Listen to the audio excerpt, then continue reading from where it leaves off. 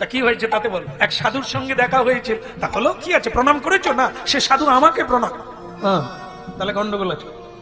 তারপর কি হলো? বলে সে সাধু আগামীকাল মরে যাবে, তো যাক না, তো তোমার কি আমার কি বাবা, আমি যে তাকে কথা দিয়েছি যা চাইবে তাই পাবো।